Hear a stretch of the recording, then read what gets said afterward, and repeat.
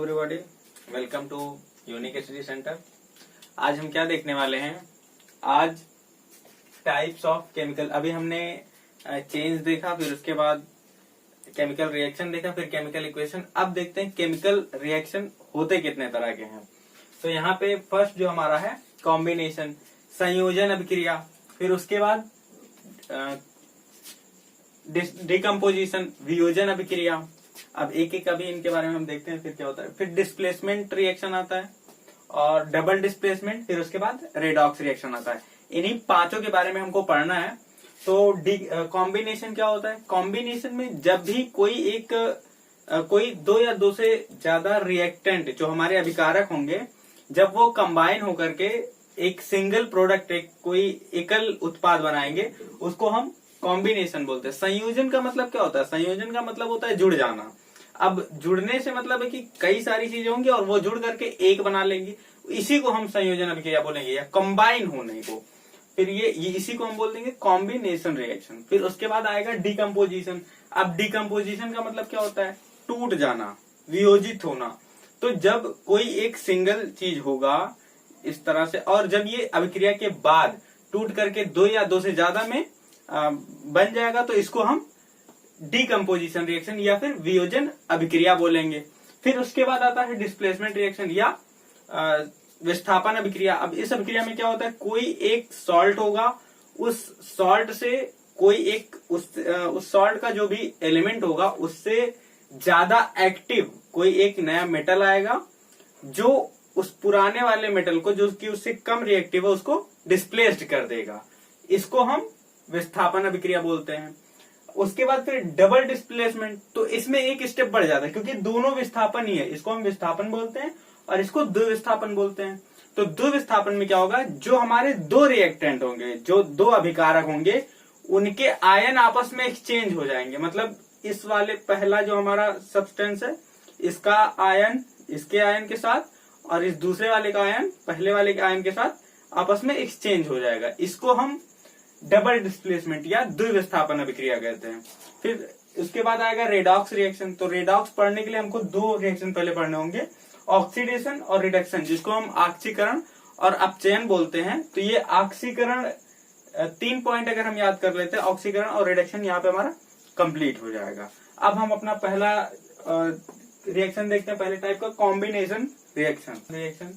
तो combination reaction में क्या होता है? दो या दो से ज्यादा सब्सटेंसेस होंगे और वो कंबाइन होकर के एक नया प्रोडक्ट फॉर्म कर रहे होंगे, इसको हम कॉम्बिनेशन रिएक्शन बोलते हैं। डेफिनेशन अगर इसकी देखें, the reaction in which two or more substances combine to form a new single product is called combination reaction. अब इसके अगर हम एग्जाम्पल देखें, तो एग्जाम्पल में हमको क्या, यहाँ पे कैल्शियम ऑक्साइड, जो हमारा क्विकलाइम होता है, वो जब वाटर के साथ रिएक्ट करता है, तो ये कैल्शियम हाइड्रोक्साइड, जिसको हम बुझा चूना या फिर स्लैग्ड लाइम बोलते हैं, स्लैग्ड लाइम फॉर्म करता है, प्लस हाइड्रोजन गैस रिलीज होती है। तो ये कॉम्बिनेशन का एक हमारा यहाँ पे हाइड्रोजन गैस रिलीज नहीं होती, कंबाइन हो जाता है, ये खत्म हो जाता है। तो यहाँ पे थोड़ी सी एक मिस्टेक हो गई थी लिखने में। कैल्शियम ऑक्साइड और H2O, और बनेगा क्या? कैल्शियम हाइड्रोक्साइड ही फॉर्म होता है। और ये रिएक्शन हमारा एक्सोथर्मिक होता है। मतलब अभी हमने देखा था पिछले वीडियो में एक्सोथर्मिक और एंडोथर्मिक रिएक्शन। तो ये रिएक्शन जो होता है वो एक्सोथर्मिक होता है, मतलब इस रिएक्शन में हीट रिलीज हो रही होती है। तो ये हमारा एक एग्जाम्पल हो गया कॉम्बिनेशन का। फिर उसके बाद हम यहाँ पे देखते हैं calcium hydroxide plus carbon dioxide. तो जब ये दोनों रिएक्ट करते हैं, तो यहाँ पे कैल्शियम कार्बोनेट फॉर्म होता है। तो ये एक हमारा कैल्शियम कॉम्बिनेशन रिएक्शन का एक एग्जांपल रहा। फिर उसके बाद फॉर्मेशन ऑफ वाटर। अब वाटर बना होता है हाइड्रोजन और ऑक्सीजन से मिल करके। तो जब हाइड्रोजन और ऑक्सीजन कंबाइन होकर के H2O मॉलिक्यूल्स बनाते हैं, तो उसको हम वाटर का फॉर्मेशन ऑफ वाटर, ये हमारा रिएक्शन होता है। ये भी एक कॉम्बिनेशन रिएक्शन का एक एग्जाम्पल है। अगला हम अपना देखते हैं डिकम्पोजिशन रिएक्शन। तो जैसे हमने कॉम्बिनेशन में क्या देखा कि सब्सटेंसेस कंबाइन होकर के एक सिंगल प्रोडक्ट बना रहे थे। डिकम्पोजिशन बस उसी का जस्ट उल्टा होता है। जैसे हमारे पास अगर इसकी हम डेफिनेशन देखें, तो reaction in which a single substance decomposes to give two or more product is called decomposition reaction. मतलब हमारे पास कोई एक सिंगल प्रोडक्ट सिंगल रिएक्टेंट होगा और इसको हम दो या दो से ज्यादा प्रोडक्ट में चेंज कर देंगे, इसी को हम क्या बोलते हैं, डिकम्पोजिशन रिएक्शन। तो हिंदी मीडियम वाले इस लाइन को नोट कर लें, जब कोई एक अभिकारक दो या दो से अधिक उत्पाद में परिवर्तित हो जाता है, इसको हम वियोजन अभिक्रिया बोलते हैं। और ये हमारी तीन तरह की होती है, हम तीन तरीके से डिकम्पोज कर सकते हैं किसी भी सब्सटेंस को। जैसे थर्मल डिकम्पोजिशन एक होता है, एक इलेक्ट्रोलिटिक डिकम्पोजिशन होता है और एक फोटोलिटिक डिकम्पोजिशन होता है। थर्मल डिकम्पोजिशन में जब भी हम हीट दे करके किसी चीज को ब्रेक करते हैं तो वो हमारा थर्मल डिकम्पोजिशन होता है। फिर उसके बाद इलेक्ट्रोलिटिक डिकम्पोजिशन, जब हम इलेक्ट्रिक करंट की मदद से सब्सटेंस को ब्रेक करते हैं तो उसको हम इलेक्ट्रिक डिकम्पोजिशन बोलते हैं। फिर उसके बाद जब हम लाइट या प्रकाश की मदद से हम उसको डिकम्पोज करते हैं तो उसको हम फोटोलिटिक डिकम्पोजिशन बोलते हैं। अगला हम अपना देखते हैं थर्मल डिकम्पोजिशन। अब इसमें क्या होता है, जब भी कोई भी डिकम्पोजिशन रिएक्शन हीट की हेल्प से होता है तो उसको हम थर्मल डिकम्पोजिशन बोलते हैं। मतलब किसी भी चीज को हम गर्म कर दें और वो डिकम्पोज हो जाए, वियोजित हो जाए, तो इसको हम थर्मल डिकम्पोजिशन बोलते हैं। When decomposition reaction carried out by heating. Example जैसे हम देखते हैं, यहाँ पे आयरन सल्फेट है और फेरस सल्फेट, और यहाँ पे फिर फेरस ऑक्साइड, सल्फर डाइऑक्साइड और सल्फर ट्राइऑक्साइड गैस निकल रही है। ये कहाँ पे, जैसे फिगर में जो दीदी दिख रही है, यहाँ पे उन्होंने हीट दिया है सल्फर आयरन सल्फेट को, और ये किस कलर का, ग्रीन कलर का होता है। अब ये रेडिश ब्राउन कलर में फिर चेंज हो जाता है और सल्फर डाइऑक्साइड और सल्फर ट्राइऑक्साइड गैसेस निकलती हैं। तो अगर कभी लैब में जाके प्रैक्टिकल करना तो इसको सूंघने मत लगना या दूसरे को भी मत सुंघाना, नुकसान कर जाएगा ये। तो थोड़ा इससे बच के रखना है।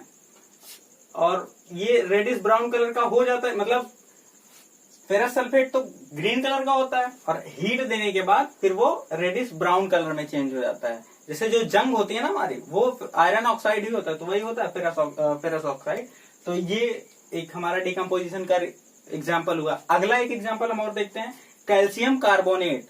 तो कैल्शियम कार्बोनेट को जब हीट दिया जाता है तो वो कैल्शियम ऑक्साइड और कार्बन डाइऑक्साइड में ब्रेक हो जाता है। ये थर्मल डिकम्पोजिशन का एग्जाम्पल रहा।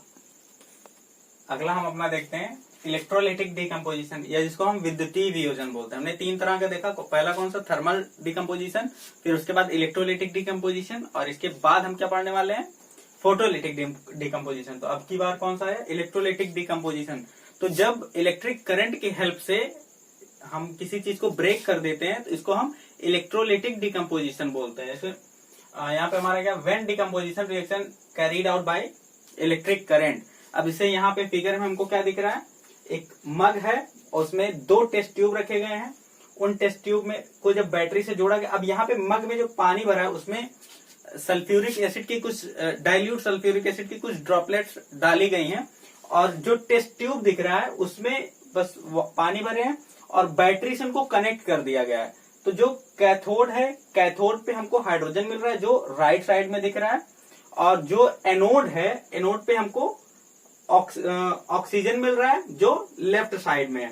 अब यहाँ पे इससे रिलेटेड एक क्वेश्चन हमको मिलता है जो एग्जाम में आया भी है, वो क्या कि जब ये जो गैसेस हैं इसमें जो राइट में है उसका वॉल्यूम ज्यादा दिख रहा होगा, जो हाइड्रोजन गैस है, और जो ऑक्सीजन है उसका वॉल्यूम कम दिख रहा होगा। तो इस पे जो क्वेश्चन बनता है वो ये कि इसमें हमको बताना है कि कौन सी गैस ज्यादा है और वो क्यों ज्यादा है। वॉल्यूम एक गैस का दूसरे से 2 गुना होता है, तो वो क्यों होता है। तो जब भी हम यहाँ पे वाटर का डिकम्पोजिशन हो रहा है, तो जब हम वाटर का एक मॉलिक्यूल देखते हैं H2O, जब ये ब्रेक होगा तो एक मॉलिक्यूल जब ब्रेक होगा तो वहां से 2 हाइड्रोजन निकलेगा और 1 ऑक्सीजन निकलेगा, क्योंकि एक वाटर मॉलिक्यूल 2 हाइड्रोजन और 1 ऑक्सीजन के मिलने से बनता है।